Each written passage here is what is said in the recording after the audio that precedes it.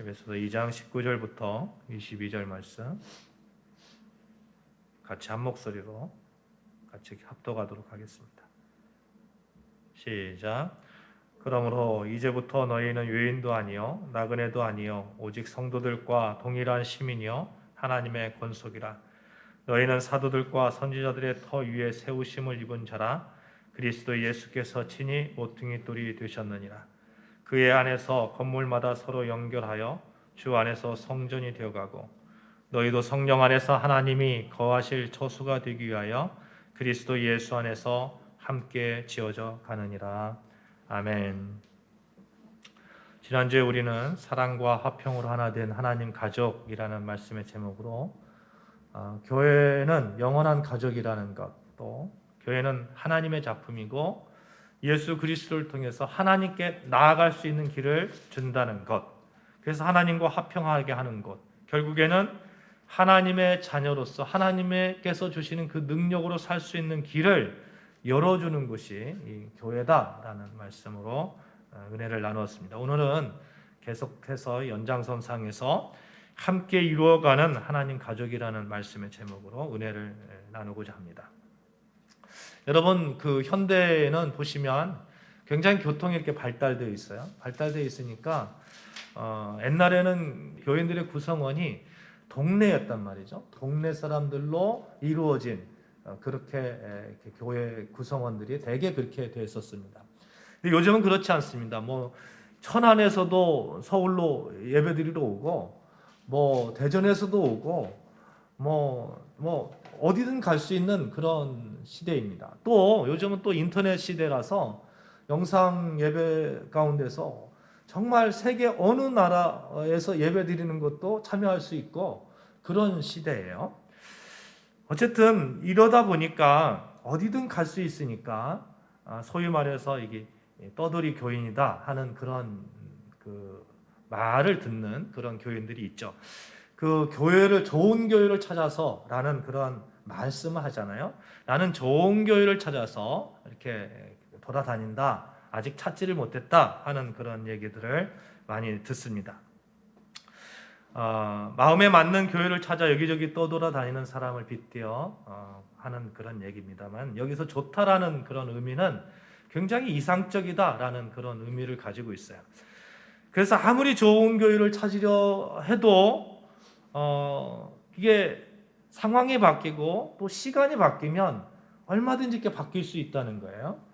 모든 것이 성경적이고 경건한 교회라고 생각해서 참 등록을 하고 이렇게 다녔는데 어느 순간에 보니까 너무 고지식하고 또 시대에 맞지 않는 것처럼 느껴지는 거죠. 또 어느 교회 갔으니까 너무 예배가 뜨거운 거예요. 그래서 참 여기는 좋은 교회다 이렇게 생각해서 갔는데 어느 순간에 경건함이 없는 것처럼 그렇게 느껴지는 겁니다. 교회는 원래 모습 그대로인데 자기의 생각이 또 상황이 이렇게 자꾸 바뀌니까 오락가락해서 바뀌는 그런 경우이죠. 제가 알고 있는 어느 교회는 굉장히 경건하고 굉장히 엄숙하게 예배를 드립니다. 설교 시간에 있잖아요. 설교 시간에 누가 아멘 그러잖아요. 그러면 사람들이 이렇게 다 쳐다본대요. 다. 그 교회 권사님이 저한테 하신 말씀이에요. 설교 시간에 누가 뭐 아멘 그러면 다 쳐다본다는 거예요. 왜 쳐다보냐면 경건을 깼다는 거죠. 경건을 깼다는 거예요. 누구에게는 이런 모습이 굉장히 견딜 수 없을 정도로 답답하겠지만 누구는 이런 것에 대해서 경건을 경험하고 또 하나님께 더 집중하기도 합니다. 여러분, 교회는 수많은 지체들이 머리 되신 예수 그리스도 안에 머무는 곳이에요. 그 수많은 지체들이 성격이 다르고 생각이 다르고 믿음이 각각 다릅니다. 그래서 내가 이해하지 못하는 일들도 참 많이 일어나고요. 또 이해하지 못한다고 해서 뭐 내가 틀렸다 이렇게 얘기할 수 있는, 단정해서 말할 수 있는 그런 일들이 그렇게 할 수 없는 것이죠. 며칠 전에 제가 딸아이랑 세종문화회관 체인버울에 다녀왔어요. 지금 뭐 이렇게 연주 활동하고 대학 교수로 있는 그 대학교 제자가 독창회를 한다고 해서 갔었는데 겨울나군에 24곡을 하는 거예요. 24곡을 이렇게 연주를 하는데 수많은 사람들이 정말 심혈을 기울여서 그 음악을 듣더라고요.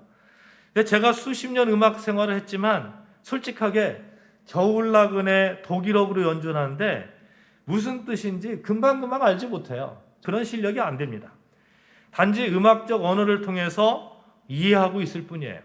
그런데 이번에는 독창자 뒤에 가사를 이렇게 띄워놓는 거예요. 가사를 막 띄우면서 이렇게 그 연주를 하니까 너무 좋더라고요. 너무 속이 시원하고. 근데 제가 대학교 다닐 때 만약에 그런 어떤 시도를 했다면 그거 이해하지 못하는 그런 시도였어요. 어떻게 감히 음악으로 들어야지 다른데 분산되게끔 시선이 분산되게끔 그렇게 가사를 띄워? 그때 당시에는 이해를 못했던 거죠. 제가 독일어를 이해하지 못한다고 해서 음악회의 감동이 사라지지 않습니다. 독일어를 이해 못해도 역시 겨울나그네는 아름답고 삶을 살고자 하는 한 시인의 마음이 느껴졌어요. 만약 제가 독일어를 못했기 때문에 오는 어떤 오해가 있을 수 있을 것 같아요. 예를 들면 독창자가 독일어 뉘앙스에 맞는 어떤 표현을 했어요. 독일어는 이런 표현이 있는데 이렇게 했어요. 근데 그게 제가 알고 있는 음악적 상식으로는 이해가 안 가는 거예요. 그러면 제가 만약 틀렸다고 하면 그 지적이 맞을까요?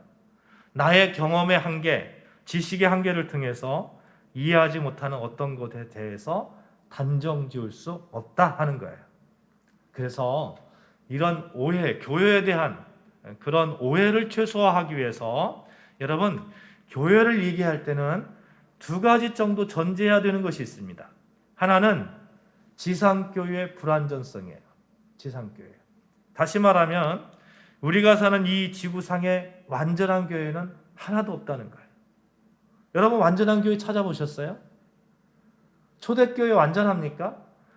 지난 2000년 기독교 역사 가운데 단 한 번도 완전하다고 말할 수 있는 교회는 없었습니다.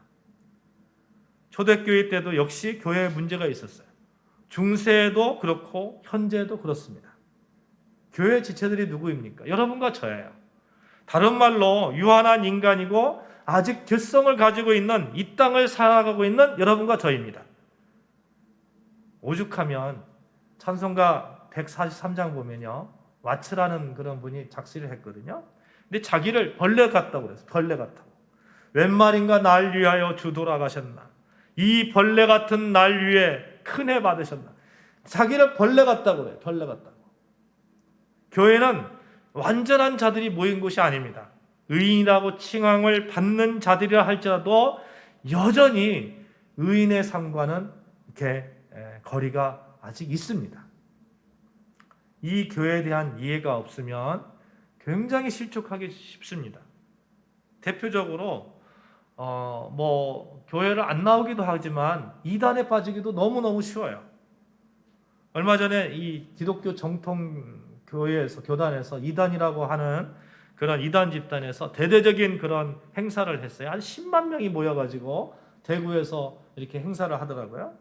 저는 그 모습을 보면서 정말 좀 안타깝게 생각을 했어요. 수많은 사람들이 이단에 빠진 이유가 있어요. 어떤 이는 가랑비에 이슬 맞듯이 그렇게 자기도 모르게 팔을 담갔다가 슬슬 빠져나오지 못하는 그런 경우도 있고, 또 어떤 이는 잘못된 성경 공부를 통해서 이단에 빠지기도 하고, 또 어떤 이는 기존 교회에 대한 비판 가운데 그 비판이 쌓여서 이단에 빠지기도 합니다.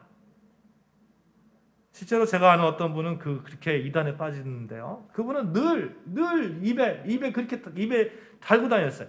교회가 왜 저래? 교회는 그렇게 해서는 안 되는 거 아니야? 아니 자기도 교인이면서 그렇게 비판을 하다 보니까 그 비판에 강해서 헤어나오지 못하는 거죠.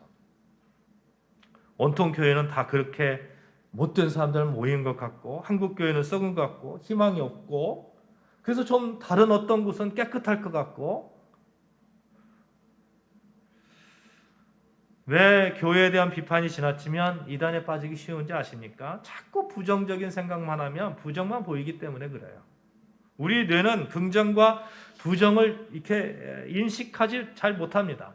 계속 부정만 보면 긍정이 왔을 때도 부정으로 바라보게 돼 있어요. 그러므로 여러분, 우리가 교회를 바라보는 그 시선이 어떠할 것인가 중요합니다. 지상교회는 불완전하다.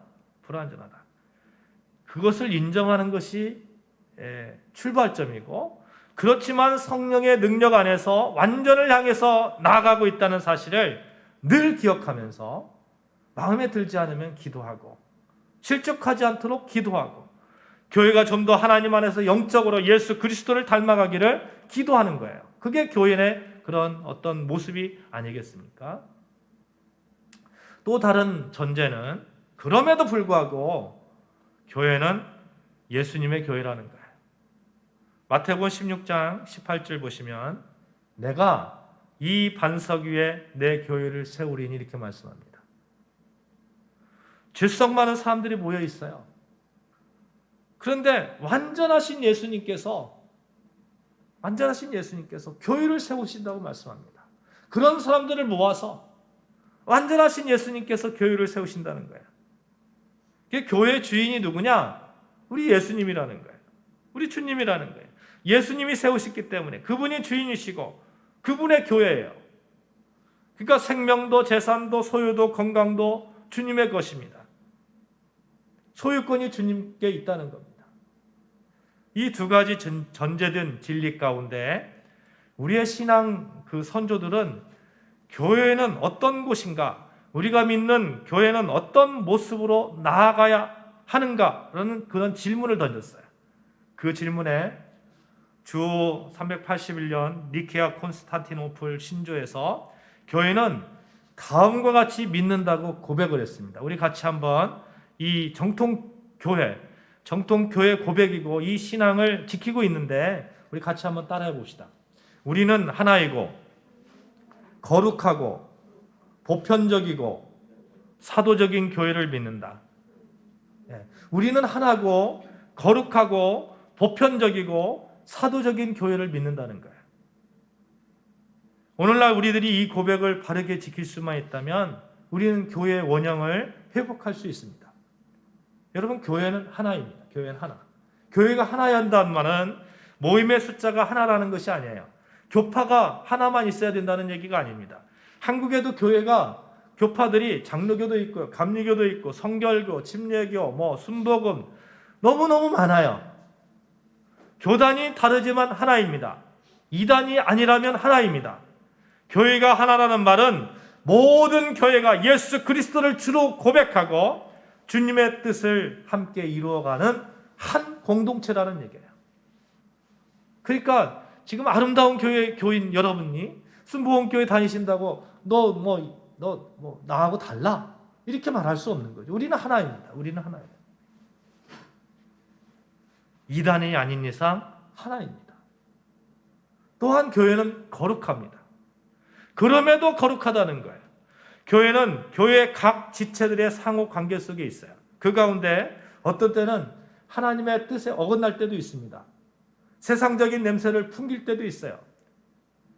그래서 어떤 분이 이런 말씀하시더라고요. 교회는 목욕탕 같아, 이렇게 말씀하시던데, 세상적인 그런 때를 다 가지고 와서 교회에서 다 씻어내는 목욕탕 같다. 세상에서 상하고 지친 심령들이 모여서 공동체를 이루고 있습니다. 그럼에도 불구하고 교회가 거룩할 수 있는 이유, 예수의 보혈이 있기 때문에 그래요. 예수의 보혈. 예수가 주가 되기 때문에 그래요. 주님께서 우리를 십자가의 보혈로 모든 죄를 씻어주시고 거룩하다고 인쳐주셨기 때문에 그렇습니다. 내가 거룩한 사람이 된 것이 아니라 거룩한 존재로 불러주시고 거룩한 존재로 인정해주시고 칭해주시고 우리는 이제 거룩한 모습으로 살아가고자 하는 그 노력이 있을 뿐이에요. 그 노력조차도 사실은 내 힘을 의지하는 것이 아니라 예수 그리스도를 의지하며 나아가잖아요. 그래서 교회는 거룩한 공동체입니다. 다음으로 교회는 보편적이라는 거예요. 우리가 사도신경에서 오늘도 고백했습니다만 거룩한 공교회와 이런 얘기를 했잖아요. 이런 고백을 했잖아요. 거룩한 공교회. 공교회라는 의미는 보편적인 또는 만민에게 이르는 이런 뜻이거든요. 이게 교회가 보편적이라는 의미는 교회는 시대와 상황을 초월해서 세상의 모든 사람들을 위한 그런 교회다. 그러므로 남녀노소 빈부귀천할 것 없이 지역이나 계층이나 학력 등에 따른 그런 차별이 없다 하는 그런 얘기죠. 누구나 다 예수 그리스도의 자녀가 될 수 있는 곳입니다. 다음으로 우리가 고백했던 게 뭐죠? 교회는 사도적이다라는 고백을 했죠. 사도적이야 한다는 그 의미는 교회는 사도들이 전한 신앙을 따르고 있다 이런 뜻입니다. 한번 고백해 볼까요? 교회는 사도들이 전한 신앙을 따르고 있다. 시작. 교회는 사도들이 전한 신앙을 따르고 있다. 이 사도들이 전한 신앙을 따르지 않는 거 이단인 거예요. 오늘 20절에 이렇게 말씀하고 있어요. 너희는 사도들과 선지자들의 터 위에 세우심을 입은 자라. 성경 분명히 말씀하고 있잖아요. 너희는 누구하고요? 사도들과 선지자들의 터 위에 세우심을 입은 자라. 이렇게 말씀합니다. 사도들의 신앙 고백 위에 교회가 세워졌음을 보여주고 있습니다. 그러므로 모든 교회는 사도들의 가르침과 말씀을 따라 신앙의 기준을 삼습니다. 그래서 우리는 예배 시간마다 이 사도신경, 사도들의 신앙 고백을 함께 고백하는 거잖아요. 교회는 아무리 분파가 많아도 그리스도 예수 안에서 하나이고, 교회는 주님의 핏값을 지불하고 구원해 주셨기 때문에 거룩한 곳이고, 교회는 누구에게나 차별이 없는 보편적인 공동체이고, 교회는 사도들의 신앙 위에 날마다 든든히 세워나가는 그런 곳입니다. 사랑하는 여러분, 우리는 하나이고 거룩하고 보편적이고 사도적인 교회를 믿습니다. 여기서 하나라는 것, 지난주에 말씀드렸듯이 가족이라는 그런 얘기잖아요. 가족. 우리 여러분과 저는 교회 공동체 안에서 한 가족입니다. 예수 그리스도 안에서 한 가족입니다. 가족이 무엇입니까? 서로 인정해 주는 거잖아요. 서로 아껴주고 지지해주고 그런 거잖아요. 저는 지금까지 살면서 육신의 가족, 아버님, 어머님, 아내, 자녀, 그 육신의 가족만큼 사랑받은 그런 기억이 없어요. 교회도 마찬가지입니다.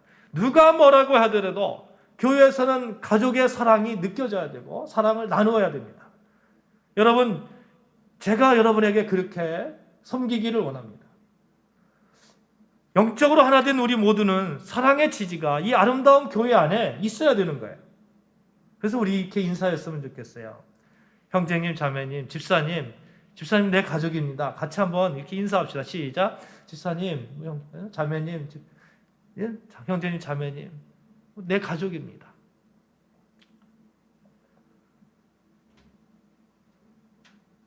지난주에 우리 교회 모든 지체들이 한 가족임을 우리가 고백했었는데 다시 한번 기억하고 기도해주고 지지해주고 격려해주는 친밀함이 있기를 주님의 이름으로 축원합니다. 아멘. 근데 이 가족과 같은 교회는 조금 전에 말씀드렸습니다만 완전이라는 의미가 포함되어 있지 않다는 거예요. 조금 불완전해요. 아까도 말씀드렸죠. 다른 말로 표현하면 완전한 사람들이나 성도들이 모인 곳이 아니에요. 죄인들의 모임입니다. 저도 죄인입니다. 너무너무 죄인입니다. 어떻게 보면 와치의 그런 고백처럼 벌레 같은 그런 죄인이에요. 이것을 우리가 조금 더 이렇게 인지하고 인정할 필요가 있을 것 같아요. 어떤 분에게 전도를 하면 저는 죄인이어서 교회 못 갑니다. 이런 분들이 있거든요. 담배 때문에 교회 못 갑니다. 술 좀 끊고 교회 다니겠습니다. 며칠 전에도 전도했는데 그렇게 조금만 더 있다가요. 왜 조금만 더요? 조금 더 하다가요. 술 좀 조금 더 먹다가요. 이렇게 말씀하시는 분 계시더라고요. 어떻게 보면 굉장히 순수하고 또 어떻게 보면 또 이런 오해도 할 수 있을 것 같아요. 뭐냐면 그 마음속에 혹시 오만은 없을까? 이런 그런 궁금증도 들더라고요. 뭐냐면 교회는 정말 깨끗해야 되는 곳 아니야? 근데 나는 내가 얼마나 죄인지 알아. 아는데 너희들은 뭐냐? 이런 오만은 있지 않을까? 이런 생각도 들더라고요. 근데 교회 다니는 모든 사람들이 다 깨끗합니까? 그렇지 않잖아요. 그분들이 모르는 것이 있어요. 분명 교회는 죄인들의 모임에도 불구하고 죄인들의 속을 집단은 아니라는 거예요. 좀 달라요. 감옥 있잖아요. 감옥은 막 죄인들이 막 모여가지고 서로 이렇게 뭐 교화를 위해서 감옥에 있습니다만 그 안에서 사실 교화되어서 나오는 경우는 극히 드물잖아요.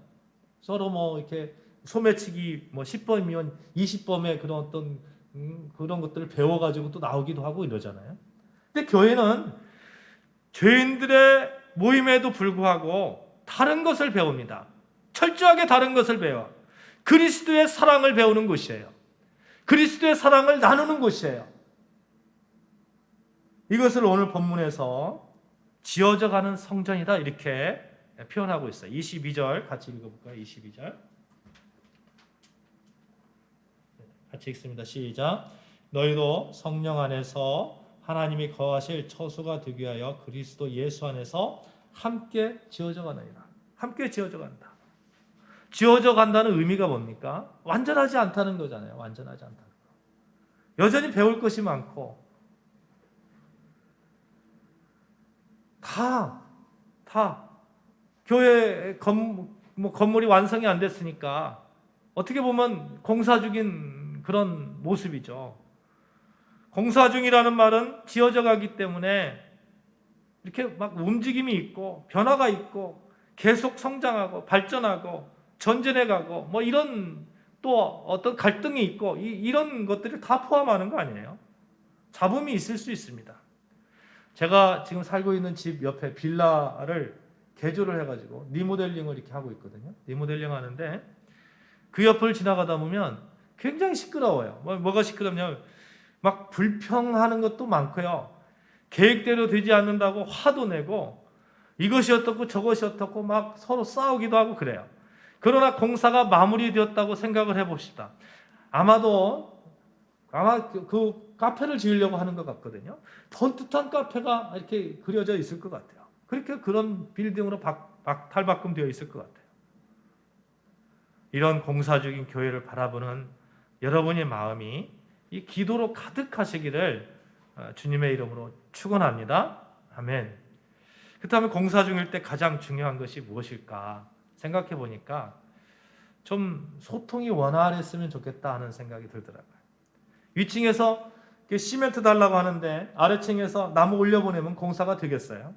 세상에 어떤 프로젝트를 실행함에 있어서 가장 중요한 것은 이 소통, 화합, 사랑, 이런 것들 아니겠어요? 화평. 하물며 교회가 공사 중일 때 우리에게 중요한 것이 하나님 이 화평이 정말 중요하지 않겠습니까? 지난주에 살펴봤어요. 오늘 에베소 2장에 바울은 교회를 설명하기 앞서서 우리와 하나님과의 화평에서부터 설명해 나갑니다. 지난주에 말씀드렸죠. 14절에 보면 예수는 화평이시다. 15절에서도 예수께서 화평을 이루신다. 17절에서도 화평을 전한다. 이렇게 말씀합니다. 교회는 화평한 가운데 주 안에서 하나님의 성전이 되어가고 하나님의 처소로 세워나간다는 고백입니다. 하나님은 저나 여러분이나 교회를 통해서 예수 그리스도의 장성한 분량까지 자라게 하시는 공사 중임을 그리고 그 공사 중에 필연적으로 따르게 되는 껄끄러움, 불협화음에서 오는 잡음을 화평으로 메워 나가야 함을 원하시고 계시는 것이죠. 이 공사 중에 대한 이해가 있다면 그럼 우리는 어떤 공사를 하는가 하는 거예요. 어떤 공사를 하는가. 우리 에베소 2장 10절 말씀 같이 한번 다시 읽겠습니다. 에베소 2장 10절 말씀 같이 읽어요. 시작. 우리는 그가 만드신 바라 그리스도 예수 안에서 선한 일을 위하여 지으심을 받은 자니 이 일은 하나님이 전에 예비하사 우리로 그 가운데서 행하게 하려 하심이니라. 아멘. 어떤 공사라고요?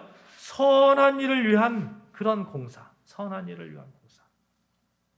그렇습니다. 우리는 그렇게 그리스도처럼 선한 일을 감당할 수 있는 자로 성장해야 되고 또 그것을 일정 부분 감당하면서 이 세상을 살아가는 의무가 있는 거예요. 이 선한 일에 대한 의무, 무엇이 최선의 방법일까요? 그렇게 질문할 수 있잖아요. 어떻게 하면 우리가 선한 일을 온전하게 감당할 수 있을까? 하나님께서 주신 그 방법은 무엇일까? 하는 거예요. 우리 따라해 봅시다. 함께, 시작. 함께, 함께. 함께라는 거예요. 에베소 3장 6절에 제가 읽겠어요. 이는 이방인들이 복음으로 말미암아 그리스도 예수 안에서 함께 후사가 되고 함께 지체가 되고 함께 약속에 참여하는 자가 됨이라.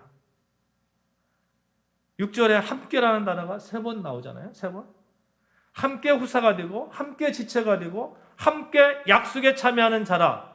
이 말은 교회는 어느 누구를 막론하고 함께 공동체를 이루어 나간다는 것입니다. 이방인이나 예수님을 안 믿는 사람들이나 하나님을 모르고 살던 사람들이 복음으로 하나 되었다면, 그리스도 예수 안에서 함께 모였다면, 교회의 공동체를 이루고 있다면 함께 후사가 되고 함께 지체가 되고 함께 약속에 참여한 자가 되는 거예요. 한번 보실까요? 유대인들 입장에서 이방인들이 함께 복음을 들고 하나님 믿는다고 했을 때 처음에 받아들이기 쉬웠을까요? 자기들 막 선민의식에 막 그렇게 쩔어 있는데 어느 날 갑자기 예수 믿는다고 너 자기도 하나님 백성이다 이러면 받아들이기 쉬웠을까요? 그런데 예수 그리스도 안에서는 가능했던 거예요.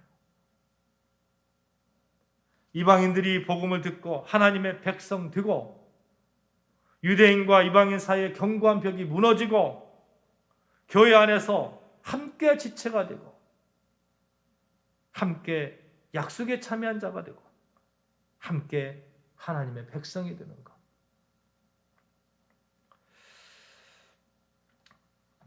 (2장 19절) 말씀에 그러므로 이제부터 너희가 외인도 아니요 손도 아니요 오직 성도들과 동일한 시민이요 하나님의 권속이라. 함께 하나님의 가족이 되었다는 것. 교회에 나와서 한 가족됨을 고백하고 또 느끼고 하는 거 얼마나 큰 행복이고 아름다움입니까?